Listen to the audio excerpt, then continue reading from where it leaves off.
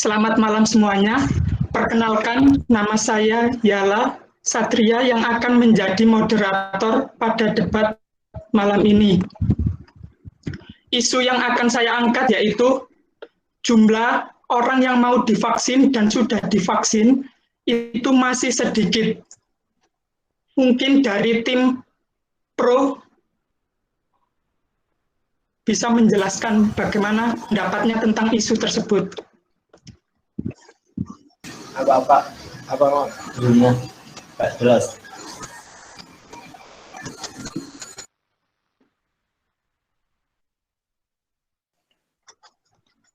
Oke, saya ulang ya.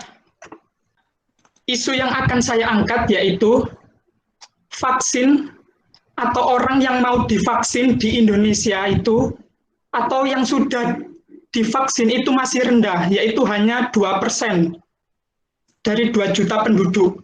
Bagaimana pendapat dari tim pro? Silakan.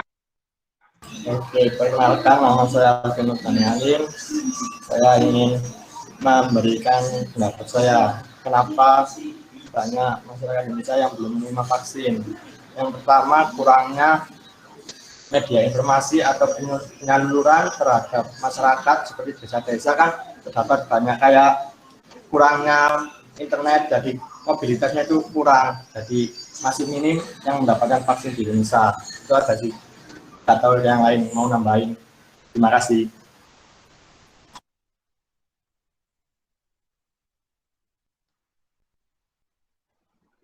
Mungkin ada tim pro yang mau menambahkan.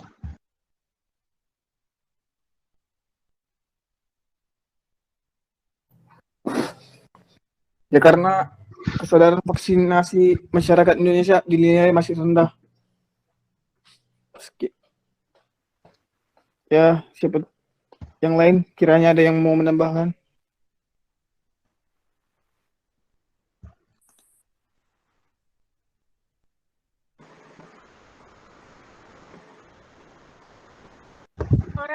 Saya mau menambahkan. Ya, silakan. Vaksin di Indonesia sangat rendah dikarenakan masyarakat Indonesia itu sangat takut terhadap vaksin. Mungkin seperti itu. Oke, mungkin saya rasa cukup untuk dari tim pro. Sekarang sebentar, saya mau nambahkan boleh? Oke, silakan. Karena alasan saya karena vaksin belum menyebar ke seluruh Indonesia, yaitu karena petugas medis di Indonesia kalau dibilang dilihat dari negara luar negeri lain itu sedikit, ya sedikit. Karena itu petugas medis pada saat ada COVID itu sibuk di rumah sakit dan merawat pasien COVID. Oleh karena itu, petugas medis yang bagian menyalur atau menyuntikkan vaksin itu kesulitan atau kurang. Jadi, penyaluran itu terhambat. Terima kasih.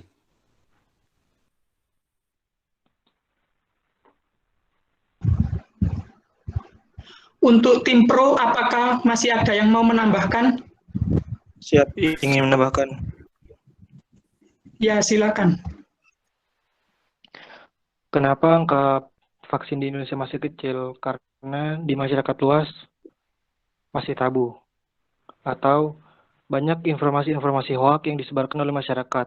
Informasi yang belum tentu kevalidasiannya sudah dicerna, tidak disaring terlebih dahulu, mengakibatkan banyak masyarakat yang takut dan tidak ingin vaksin. Padahal vaksin bisa meningkatkan imun tubuh kita. Terima kasih.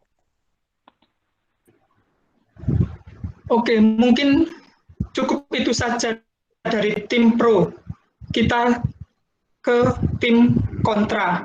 Untuk tim kontra, bagaimana sanggahan untuk jawaban dari tim pro? Dipersilahkan. Saya izin menjawab. Perkenalkan, nama Ya, saya silakan. Cica Wijayawati.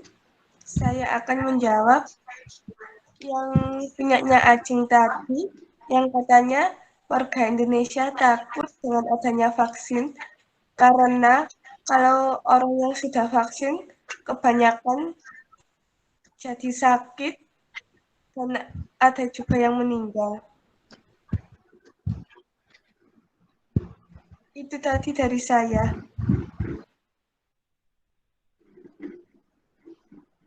Apa ada tim kontra lainnya yang ingin menekan? Saya ingin menambahkan. Saya. Ayo bisa duluan aja. Ya, silakan.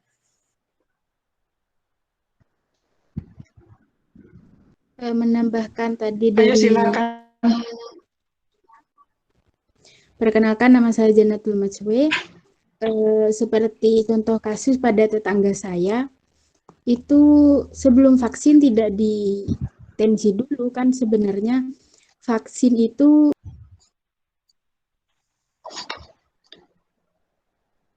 Oke, saya lanjutkan ya. Mungkin saya kembali ke tim pro untuk memberikan satu jawaban. Nanti akan disanggah oleh tim kontra. Begitu. Untuk tim pro, silakan. Saya mau ingin menyanggah. izin. Oh ya. Hidayatul, silakan. Assalamualaikum warahmatullahi wabarakatuh. Di sini saya akan menyanggah kontra dari Cica Wijayati yang tentang masyarakat takut karena ada orang yang meninggal. Jadi dapat disebutkan bahwa kebanyakan orang yang setelah vaksin itu meninggal karena adanya komorbid atau istilah kedokteran menunjukkan penyakit penyerta setelah penyakit utama yang sedang diderita. Karena kebanyakan pengalaman dari tetangga saya sendiri ataupun orang-orang di sekitar saya yang meninggal karena setelah divaksin ataupun ya cerita semacamnya, kan terkadang mereka itu pas sebelum divaksin tentunya ada petugas yang menanyakan apakah kalian itu mempunyai penyakit bawaan atau tidak.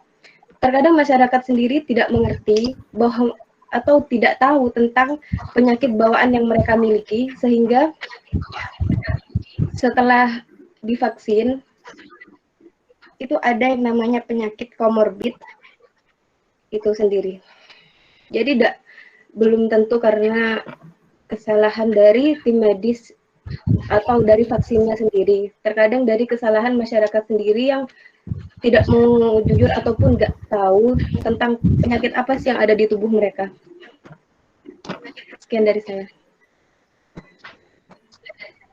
Untuk tim kontra, saya persilahkan untuk menanggapi jawaban dari Hidayatul. Saya nggak, saya. Saya ya. Oh, oke. Ya duluan aja. Untuk Jena dulu. Kan seharusnya harus diperiksa dulu, Mbak, oleh medisnya.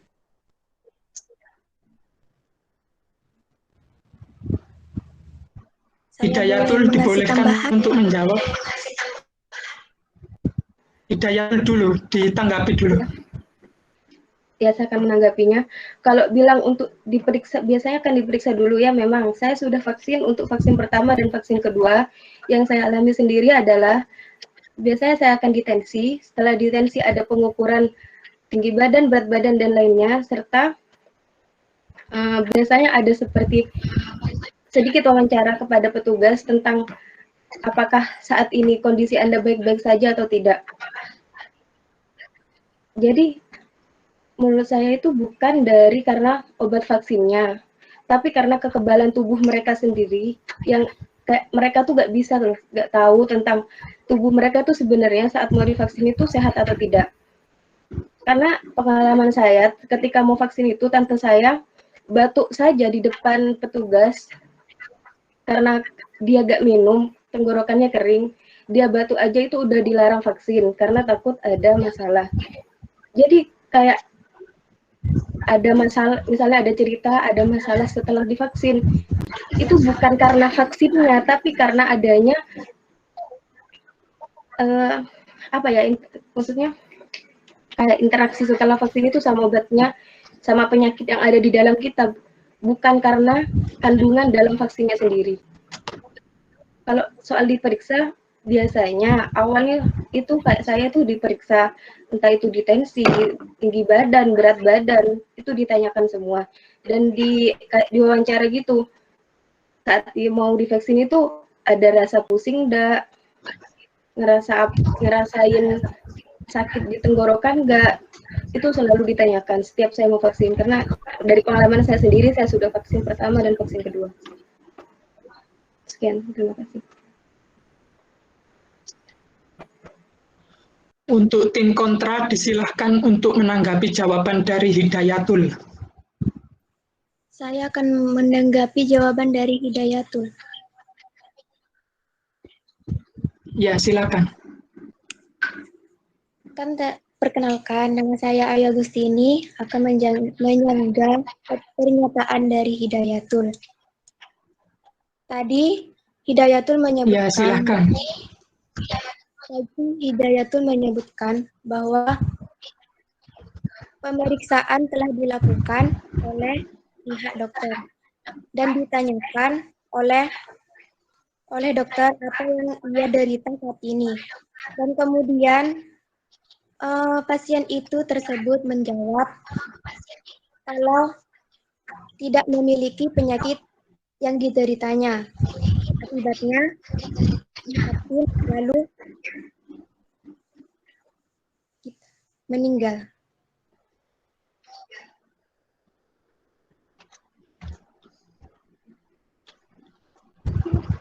Sudah cukup?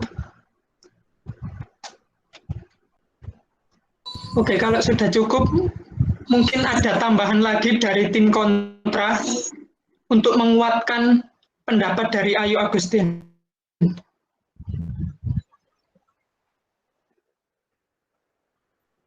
Mau nambah lagi lupa. Ya, silakan. Seharusnya dari pihak dokter itu lebih perhatian kepada rakyatnya, karena banyak dokter-dokter yang memvaksin itu malah pilih kasih. Ada seorang pejabat yang divaksin malah bisa sembuh, tetapi untuk rakyat biasa malah dikasih yang standarnya rendah. Itu gitu.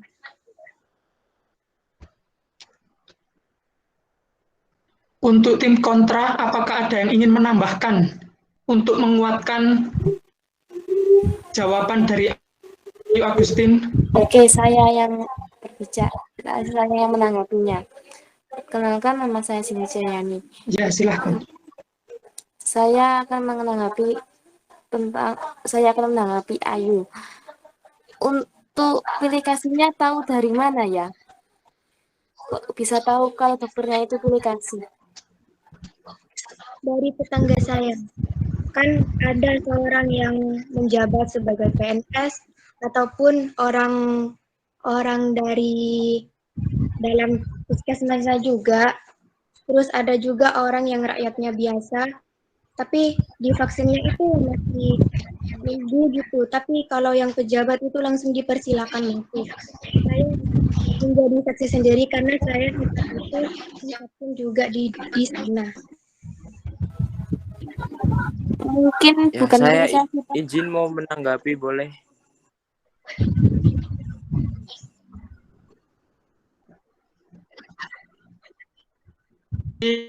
Tim kontra dulu untuk menyanggah terlebih dahulu. Silakan.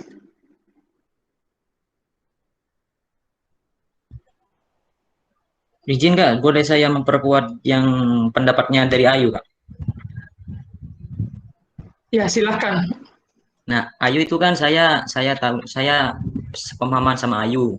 Kalau misalnya orangnya atau orang yang mau divaksinnya itu kan udah bilang kalau punya penyakit A, punya penyakit B dan tetap divaksin. Katanya itu kan menurut petugas medisnya itu kan pasti tidak apa Kak. Nah, kalau misalnya memang terjadi apa-apa ke belakangnya itu apakah tetap salahnya yang divaksin Kak? Kan itu kan sudah sudah posisi tanya jawab di awal Kak gitu. Dan saya boleh nambah sanggahan lagi Kak buat yang punyanya Mas Faren Kak. Ya, silahkan. Nah, katanya Mas Farin kan tadi, menurut Mas Farin itu kan vaksin itu kan menjadi tabu di masyarakat, Kak. Nah, ini saya ingin mempertanyakan, Kak, bagaimana peran serta dari pihak kepolisian, mungkin dari pihak Satgas setempat untuk masyarakat, berarti kan kurangnya sosialisasi, Kak, kepada masyarakat, Kak, gitu. Mungkin itu saja, Kak, dari saya, Rama. Untuk tim pro, silahkan menanggapi jawaban dari Rama. Izin saya mau menambahkan pendapat saya sendiri ya. Ya, silahkan. Ya, perkenalkan nama saya Hamdani Nizam Ali. Nah, saya akan menanggapi pernyataan dari tim kontra tadi. Untuk yang pertama itu ada perlakuan yang setelah vaksin. Nah, jadi setelah vaksin itu ada perlakuan yang sudah sering disosialisasikan kepada petugas COVID, tetapi sering untuk masyarakat itu masih menganggapnya itu sepele. Seperti tidak menerapkan protokol kesehatan atau yang kayak gimana gitu. Jadi bukan sepenuhnya salah dari petugas COVID sendiri, soalnya dari masyarakat sendiri juga masih sering teledor. Dah, makasih. Izin menjawab, Kak.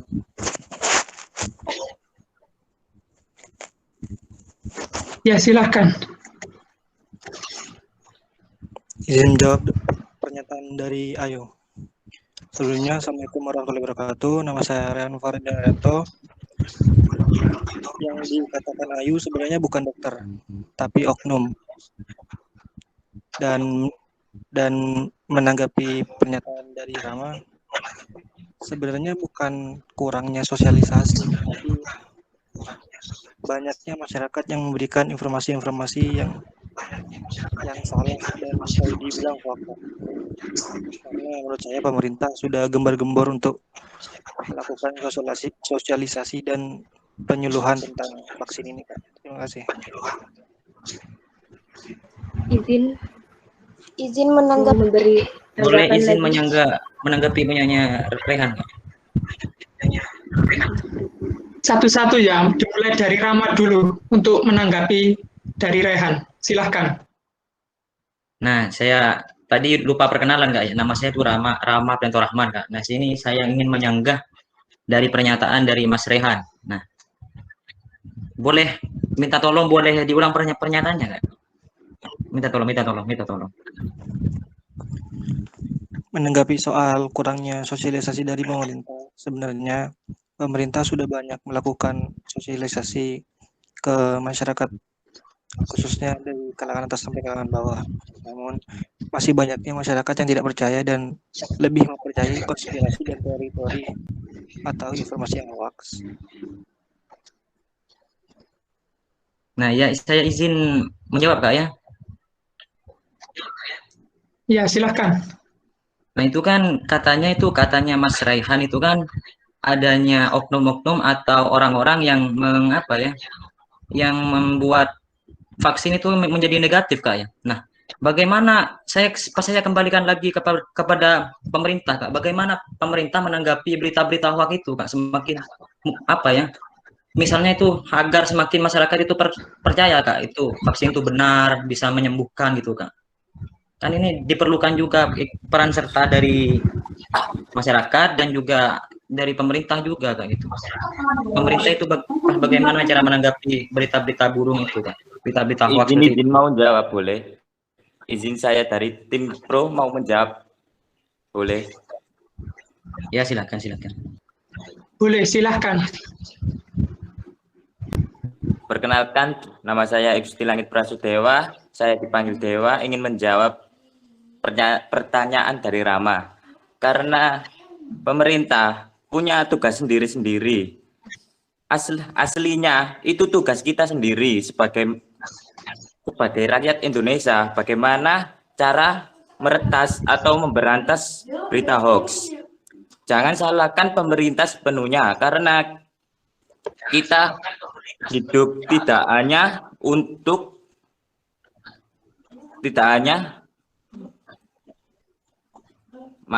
putus-putus, tidak hanya tentang COVID itu tadi berita hoax. Pemerintah juga punya tugas sendiri-sendiri, nggak tentang berita hoax itu aja. Cukup, terima kasih. Izin saya mau menambahkan untuk yang pro ya. Menambah boleh. Saya mau menambahkan. Oke, Bisa bentar silakan ya, pro dulu. satu-satu. Yang pro dulu. Ya, pro. mau Karena menambah yang pro. Silakan untuk Saya pro.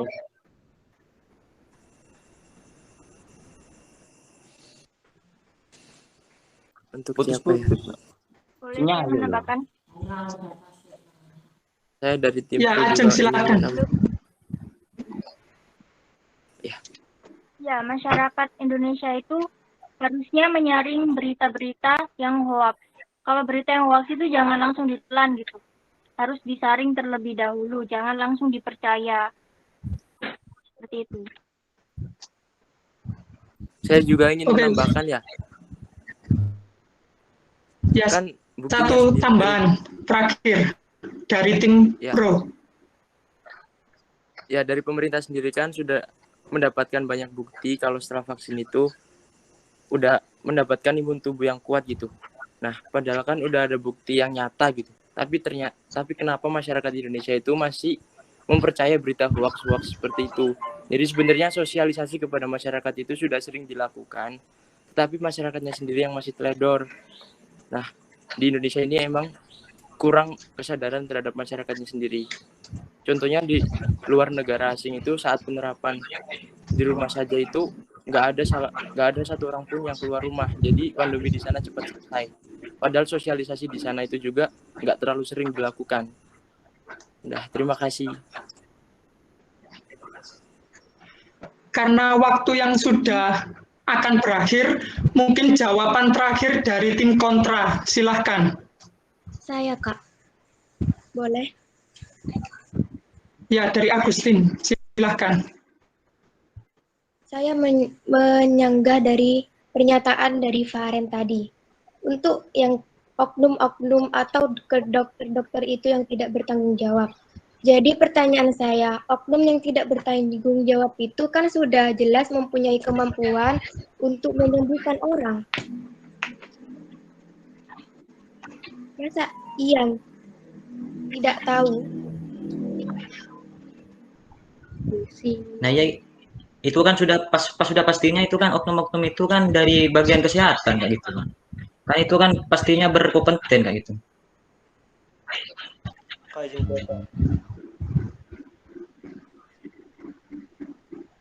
Karena waktunya sudah habis, mungkin diskusi untuk malam ini selesai. Terima kasih.